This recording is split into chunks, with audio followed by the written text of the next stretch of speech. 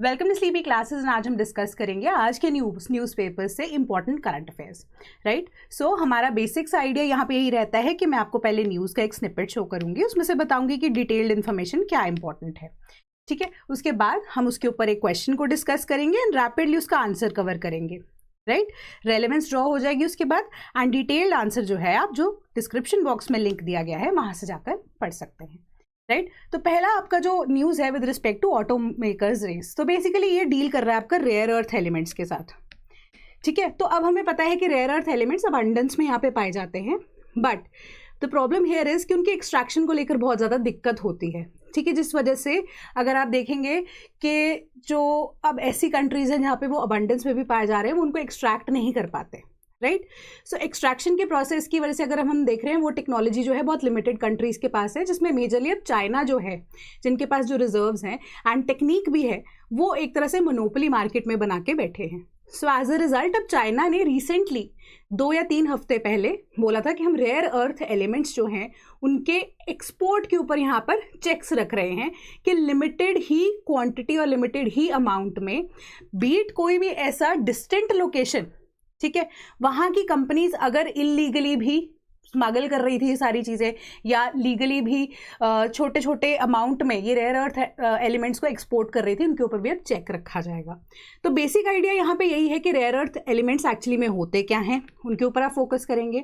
ठीक है, देन कौन सी कंट्री की मोनोपोली है, चाइना में आपको बता चुकी है, कौन सी कंट्रीज रिलेटिवली अगर हम देखें इंडिया की पोजिशन कहाँ है, तो ऑटोमेटिकली अगर मैं आपको बताऊँ तो रेयर अर्थ एलिमेंट्स में इंडिया जो है 5th लार्जेस्ट रिजर्व्स के साथ यहाँ पे कंट्री पाई जाती है।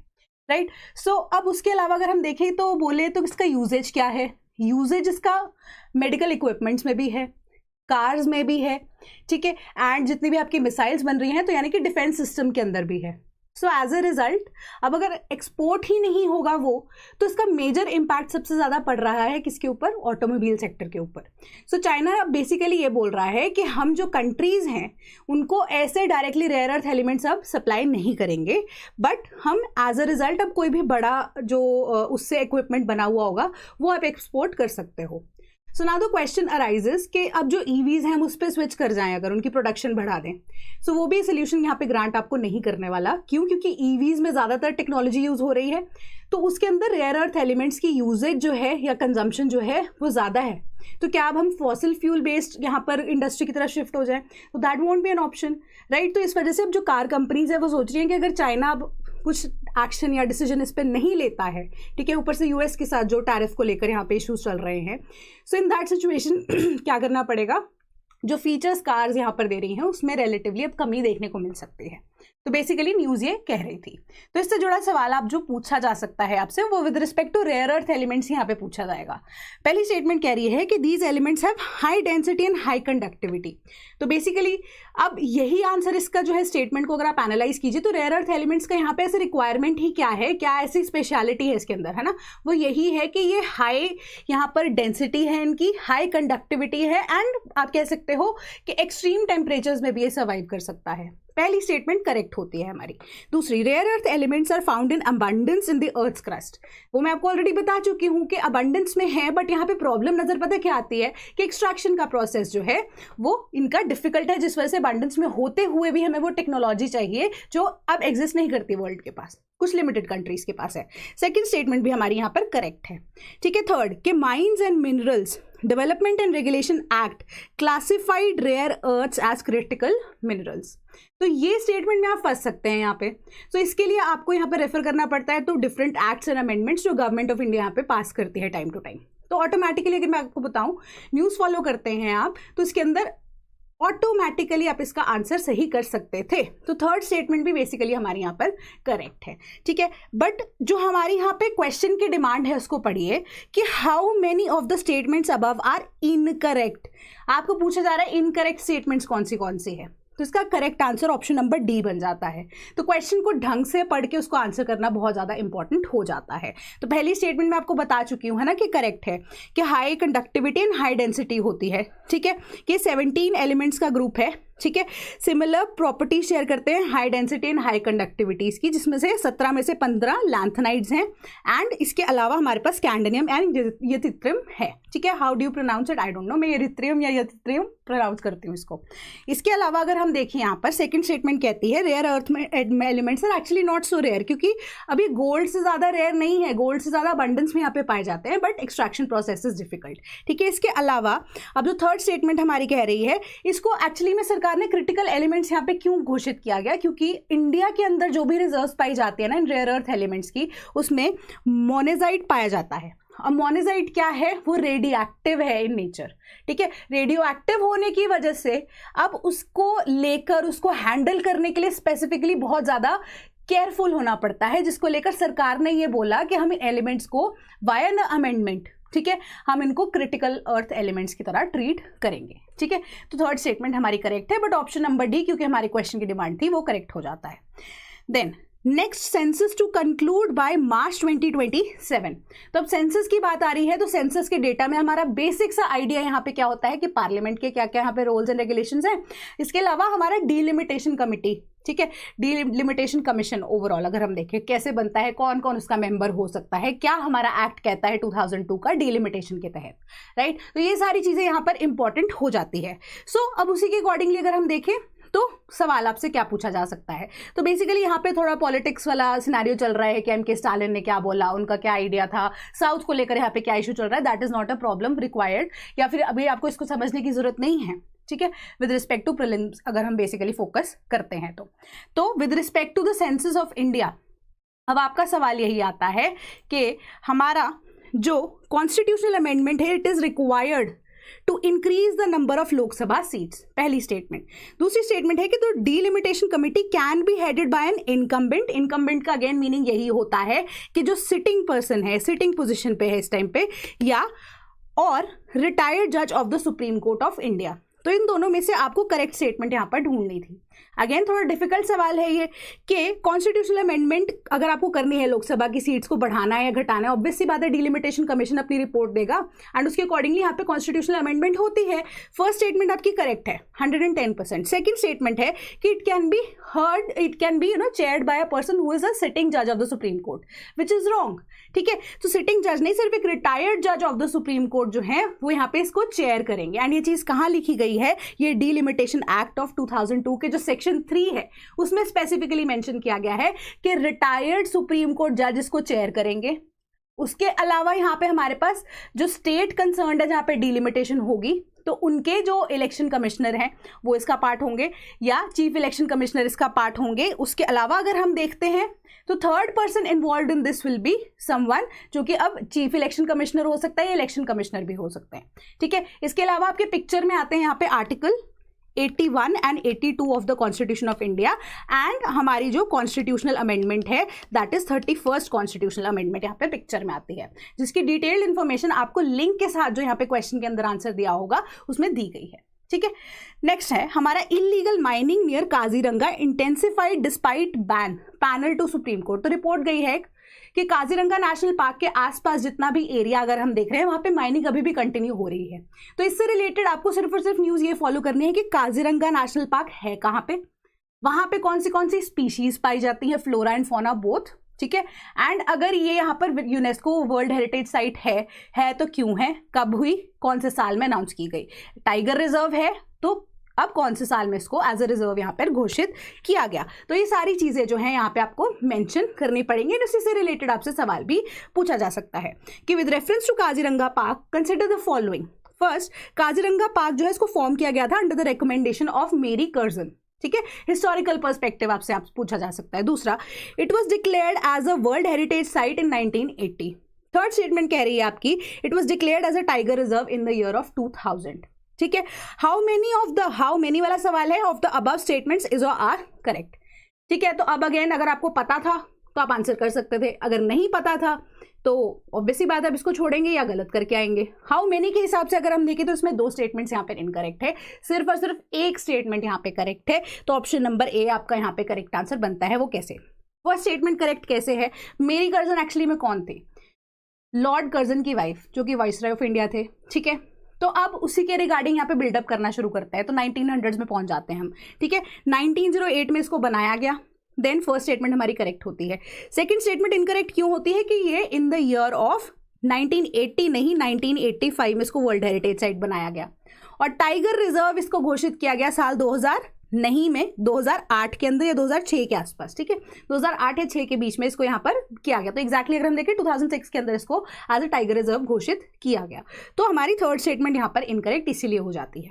With respect to the place, अब हमें स्टेट पता लग गई है, ठीक है, कि असम के अंदर है, this is your Kaziranga national park basically here, ठीक है। अब असम के सारे जितने भी हमारे पास जो पार्क्स है, टाइगर रिजर्व्स है, बेसिकली उनका यहाँ पे wild life sanctuaries and national parks जो है मेंशन किए गए हैं। तो असम के अंदर ये यहाँ पे फॉल करता है, ठीक है। तो अब आपको ये पता लग गया होगा। तो with respect two important species, flora and fauna, वो आप लिंक से फॉलो कर सकते हैं कि क्या क्या यहाँ पे मिलता है। देन जीएसटी पैनल में cut slabs to 3 by dropping 12% rate. तो अब हमें पता है जीएसटी की डिफरेंट स्लैब्स हैं, उसमें जो 12% वाला स्लैब है उसको अब जो जीएसटी काउंसिल है यहाँ पे ड्रॉप करने की बात कर रही है, ठीक है। बेसिक सी ये बात है इसके अंदर, उसके अंदर कुछ और एक्स्ट्रा यहाँ पर नहीं दिया गया है। तो अब आपको पता होना चाहिए कि जीएसटी क्या है, जीएसटी काउंसिल क्या है, कब बनाई गई थी, क्या उसकी रिक्वायरमेंट थी, ठीक है, कॉन्स्टिट्यूशनल बॉडी है या नहीं है, उसी के रिगार्डिंग आपसे सवाल पूछा जा सकता है। तो हमारी जो नेक्स्ट स्टेटमेंट जो क्वेश्चन पूछती है कि GST council is a constitutional body, पहली स्टेटमेंट। दूसरी, GST council shall make recommendations to the union and the states on the issues related to principles of levy, principles that govern place of supply and threshold limits, ठीक है। तो इसका correct answer आपको ढूंढना था कि कौन सी दोनों स्टेटमेंट्स में से सही है, या दोनों सही है, दोनों ही गलत है, ठीक है। अब दोनों की दोनों स्टेटमेंट्स यहाँ पर करेक्ट है। कैसे? ऑप्शन जो इसका आंसर है वो सी बनता है। कैसे? स्टेटमेंट 1 करेक्ट इसलिए है क्योंकि ये कॉन्स्टिट्यूशन में अमेंडमेंट करके बनाई गई थी बाय 101st कॉन्स्टिट्यूशनल अमेंडमेंट, ठीक है। तो ये कॉन्स्टिट्यूशनल बॉडी की तरह ये एक्ट करती है। इसके अलावा जो सेकंड स्टेटमेंट करेक्ट कैसे है कि article 279A sub clause 4 GST council के यहाँ पे फंक्शंस को बेसिकली बताता है, जिसके अंदर उसका रोल बेसिक क्या है यहाँ पर कि जो जीएसटी काउंसिल है वो गुड्स एंड सर्विसेज को लेकर यहाँ पर स्टेट्स को, यूनियन टेरिटरीज को बता सकती है कि principles of levy, principles that govern place of supply, threshold limits क्या होने चाहिए, जीएसटी रेट्स क्या होने चाहिए। इन केस कोई भी ऐसी इमरजेंसी सिचुएशन आ जाती है तो आपको जीएसटी को कट करना है तो कितना करना है, कैलामिटीज को लेकर, so on and so fourth. तो आर्टिकल 279A यहाँ पे जीएसटी काउंसिल के साथ डील करता है, right. Next, NH that is National Highway 66 works to be completed by the end of 2025। तो अब ये न्यूज के अंदर है तो आपको मैप पे पता होना चाहिए कि कौन सी जगह को ये कवर कर रहा है। बेसिकली वेस्टर्न घाट्स वाले रीजन को यहाँ पे कवर कर रहा है।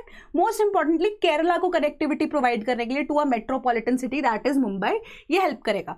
तो बेसिकली अगर आप यहाँ पे नोटिस करोगे ना तो अब हमारा जो सागर माला प्रोजेक्ट है, भारत माला प्रोजेक्ट है ना, उसके अंदर हमारा जो लास्ट माइल कनेक्टिविटी गवर्नमेंट ने यहाँ पे प्रॉमिस की थी उसको फॉलो करिए आप।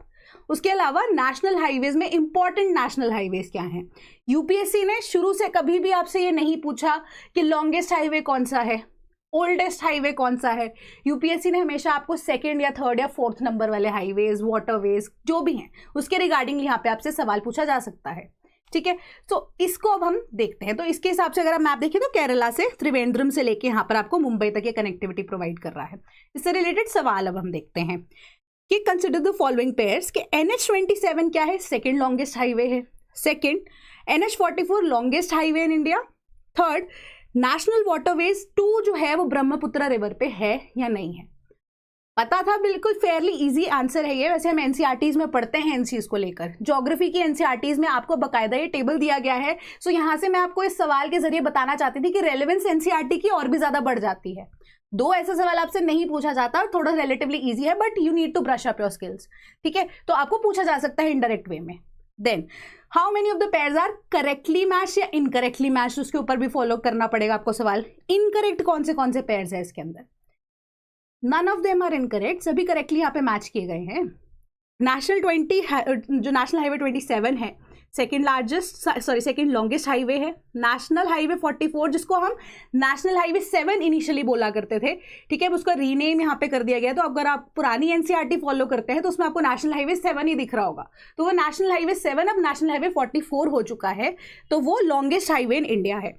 नेशनल वाटरवे 2 ब्रह्मपुत्र रिवर पे है। नेशनल वाटरवे 1 जो है वो गंगा रिवर के ऊपर है, ठीक है। तो ये एडिशनल आपको इन्फॉर्मेशन मैंने बता दी। नेशनल हाईवे 27 को अगर हम देखें तो पहली इमेज यहाँ पर दिख रही होगी, ठीक है। ये आपको कच्छ से लेके फाइनली यहाँ पे सिलीगुड़ी को क्रॉस करते हुए हमारा वेस्ट टू ईस्ट या ईस्ट टू वेस्ट वाला एरिया कवर कर रहा है। अब हमारा नेशनल हाईवे 44 जो है वो अब कन्याकुमारी से लेकर अगर हम देखें प्रॉपर कश्मीर तक हमें जोड़ रहा है।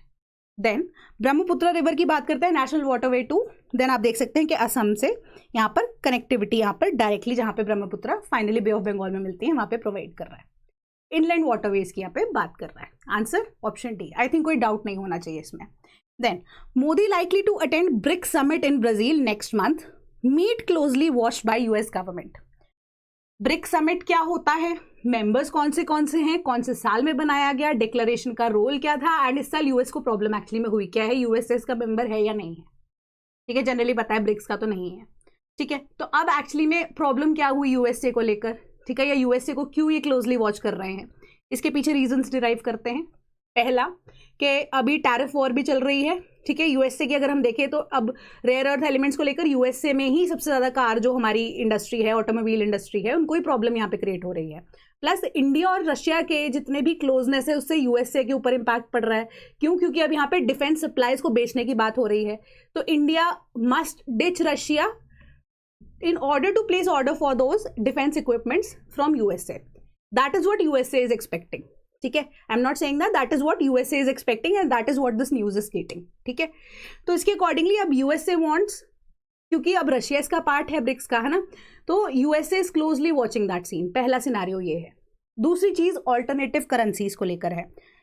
अगर हम देखें यूएसए की ओवरऑल यहाँ पे वॉलेटिलिटी मार्केट के अंदर बहुत ज्यादा हो चुकी है। ठीक है, डॉलर या आप कह सकते हैं यूएसए की इकोनॉमी वो एक सैचुरेशन के बाद अब डाउनफॉल की तरफ दिख रही है। ठीक है, टैरिफ वॉर को लेकर ये सब कुछ चीज़ें भी आप नोटिस में रख सकते हैं।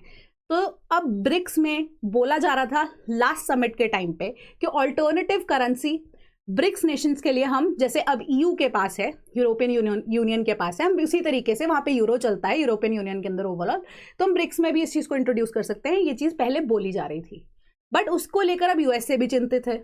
ठीक है, सो अब उस ऑल्टरनेटिव करेंसी को लेकर या इंडिया का स्टांस क्या है रशिया के साथ, या ब्रिक्स में क्या चीज़ें डिसाइड होती हैं, ठीक है, उसको यहाँ पे जो देख रहा है, निगरानी कर रहा है उसके ऊपर यूएसए, क्लोज टाइज यहाँ पर देखिए क्लोजली उसको मॉनिटर कर रहा है, वॉच कर रहा है।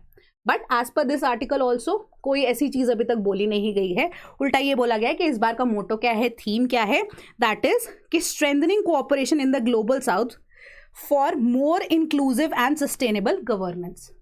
बेसिकली ये चीज बोली गई है। एंड इस बार जो समिट है वो कहाँ हो रहा है, किसके पास प्रेसिडेंटशिप है, ये प्रेसिडेंटशिप जो है किस तरीके से अब रिवॉल्व करती है, वो सारी चीज़ें आपको फॉलो करनी है। ठीक है, सवाल ये है कि डिसीजन मेकिंग प्रोसेस जो है ब्रिक्स के अंदर वो कंसेंसस के बेसिस पे होता है। पहली स्टेटमेंट, ये फेयरली सिंपल सवाल था, ये करेक्ट स्टेटमेंट है। ठीक है, दूसरी, BRICS plus is a meeting between BRICS member countries and invited countries that are from the geographical region of the country currently holding the BRICS rotating presidency. ये स्टेटमेंट ना आप यहाँ पर ब्रिक्स प्लस एंड उसके अलावा ब्रिक्स प्लस के अलावा जो हमारे पास एक और कॉन्सेप्ट आया है कि ब्रिक्स की आउटरीच कैसे बढ़ानी है, उसको हम ब्रिक्स आउटरीच बोलते हैं। ठीक है, ये दोनों के बीच में डिफरेंस क्या है, ब्रिक्स प्लस और ब्रिक्स आउटरीच, उसके बेसिस पे आप ये सवाल सॉल्व कर सकते थे। ठीक है, नए नए कॉन्सेप्ट्स हो रहे हैं ना, ओपेक क्या है, ओपेक प्लस को ऐड कर दिया, BRICS, BRICS plus and finally BRICS outreach actually में क्या है।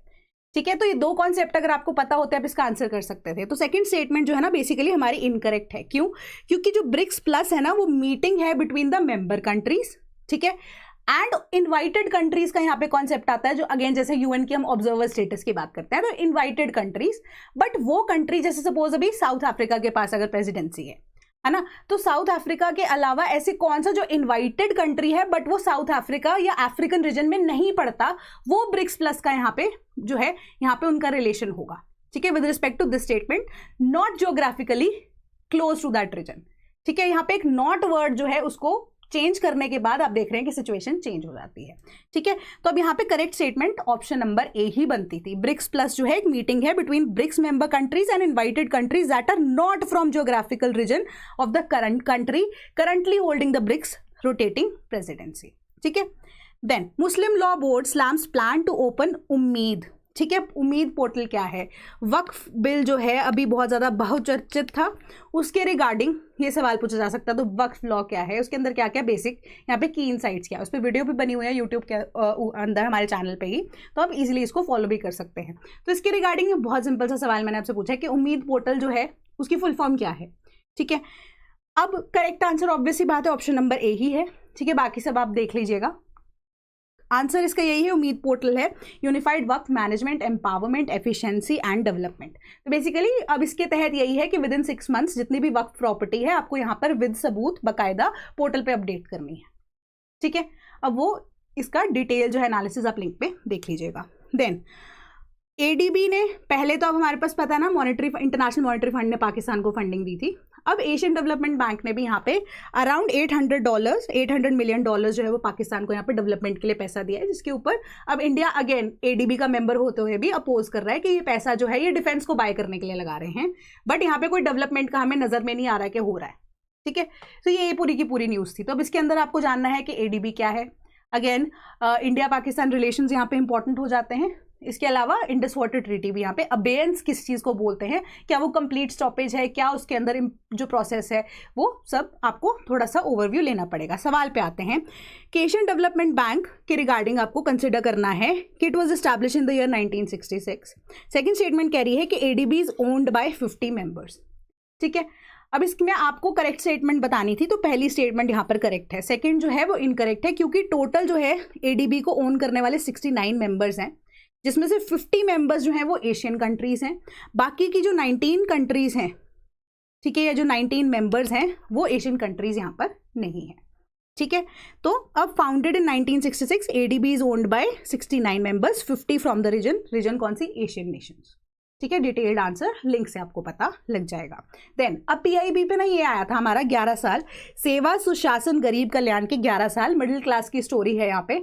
तो बहुत लंबा सा ये एक डॉक्यूमेंट था जिसके अंदर अब सरकार ने 11 साल के अंदर अंदर क्या इनिशिएटिव्स लिए हैं with respect to income tax regime, with respect to जितना भी rural urban development, one pension one scheme specifically mention की गई थी, एंड बहुत सारी ऐसी स्कीम्स को यहाँ पे मेंशन किया गया था। तो I want you to have a look at this document, PIB की वेबसाइट पे एक्सप्लेनर्स पे जाके देखना, ठीक है। अब इससे रिलेटेड सवाल रिलेटिवली मैंने सिंपल ही बनाया है, बट आप इसको और ज़्यादा अगर आप पढ़ेंगे इन डिटेल आपको पता लगेगा how helpful and useful it can B for you, ठीक है। इनकम टैक्स की रिजीम कितना परसेंटेज यहाँ पे जो है बोला गया है, जैसे इस साल 12 लाख के ऊपर, या एग्जैक्टली अगर मैं आपको फिगर बताऊं पीआईबी ने कोट की है 12.75 लाख तक आपको कोई भी जो यहाँ पे इनकम टैक्स नहीं देना पड़ेगा। हम 12 लाख वाली रिजीम बोलते रहते हैं, 12 लाख से ऊपर टैक्स लगेगा, बट एग्जैक्टली पीआईबी ने मेंशन किया है 12.75 लाख, ठीक है। क्या है उसका प्रोसेस, क्या क्या चीज़ें इंक्लूड हुई हैं उस पर please go have a look, this is a very useful article, ठीक है।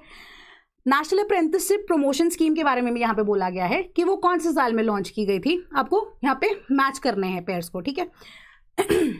2016, second smart cities mission 2015, unified pension scheme 2022। How many are incorrectly matched, ठीक है। इनकरेक्टली मैच कौन से हैं इसके अंदर? करेक्ट आंसर है इसका ऑप्शन नंबर ए कि सिर्फ एक पेयर ही इनकरेक्टली मैच्ड है। कैसे? अप्रेंटिसशिप प्रमोशन स्कीम 2016 में हुई थी launch, correct. Smart cities mission 2015 में, करेक्ट, एनडीए की गवर्नमेंट आने के बाद 2014 के बाद। यूनिफाइड पेंशन स्कीम 2025 में आई, ठीक है। इसको 2024 में यहाँ पे कैबिनेट की अप्रूवल मिली, 2025 में ये आ गई है, अभी रिसेंटली लॉन्च हुई है तो और ज़्यादा इंपॉर्टेंट हो जाती है। देन अब हमारे rail renaissance in Jammu and Kashmir 11 years of expanding access mobility and opportunity, कल का था, 6:15 के बाद यहाँ पे अपलोड हुआ, थोड़ा डिले हो गया बट हम डिस्कस करते हैं इसको, ठीक है। तो अब इसके अंदर भी ना आपको बहुत सारे प्रोजेक्ट्स जो JNK को लेकर यहाँ पे मेंशन किए गए हैं उसके बारे में पूछा गया है, बताया गया है। Again a very useful article, please have a look again, ठीक है। इसके अंदर एक्सप्लेनर सेक्शन में आपको मिल जाएगा। सवाल ये है with respect to Chenab railway bridge, simple सवाल है ये, कंसिडर द फॉलोइंग। पहली स्टेटमेंट है कि Tekla software was use for structuring detailing of the bridge, structural detailing of the bridge, Chenab bridge, ठीक है। Second, it is a key part of the Udhampur Srinagar Baramulla railway link. Second statement आप easily बोल सकते हो कि ये करेक्ट है, ठीक है।